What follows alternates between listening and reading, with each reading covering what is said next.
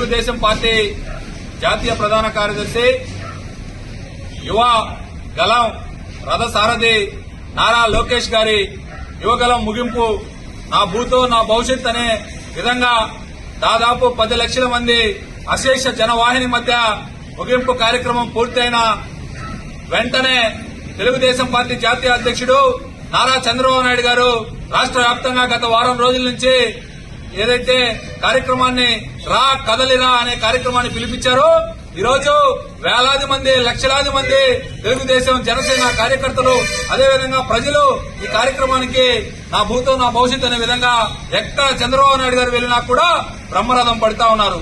దీని దెబ్బకి ఈ రాష్ట్ర ప్రభుత్వం ముఖ్యమంత్రి జగన్మోహన్ రెడ్డి గారు వణికి ఏదైతే ఎమ్మెల్యేలను ఇష్టం వచ్చినట్టు అంగట్లో పప్పులు ఏ విధంగా కొంటామో ఈ నెల ఒక అంగట్లో వచ్చే నెల అంగట్లో తర్వాత ఇంకో నెల ఇంకొక నచ్చిన విధంగా ఏ విధంగా అయితే చొక్కాలు మారుస్తామో ఆ విధంగా ఈ రోజు ఎమ్మెల్యేలను మార్చే పరిస్థితిలో ఈ రాష్ట్ర ముఖ్యమంత్రి జగన్మోహన్ రెడ్డి గారు ఉన్నారు.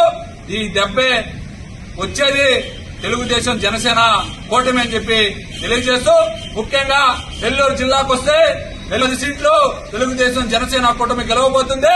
నెల్లూరు రూరల్ నియోజకవర్గంలో ప్రజల ఆరాధ్య నాయకుడు కోటమిరెడ్డి శ్రీధర్ రెడ్డి గారు ముచ్చటగా 3వసారి ఎమ్మెల్యేగా గెలవబోతా ఉన్నారు. నెల్లూరు రూరల్ నియోజకవర్గ ప్రజలారా కళ్లు తెరవండి. మీ ముందుకు 1000 కోట్లు 100 కోట్లు ఉండే బడా వాళ్ళు రాబోతున్నారు. వాళ్ళు ఓటుకి 5,000 10,000 ఇచ్చి మిమ్మల్ని కొనాలని చూస్తున్నారు.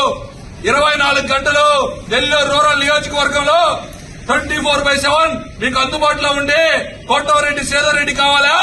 నెలలో కేవలం 3 రోజులు మాత్రమే ముచ్చటగా నెల్లూరులో ఉండి 27 రోజులు పక్క రాష్ట్రాల్లో ఉండే అభ్యర్థులు కావాలా తెలుసుకోవాలని చెప్పి నెల్లూరు రూరల్ నియోజకవర్గ ప్రజలందరికీ మరొకసారి తెలియజేస్తూ రాష్ట్రంలో వచ్చేది తెలుగుదేశం జనసేన కూటమి.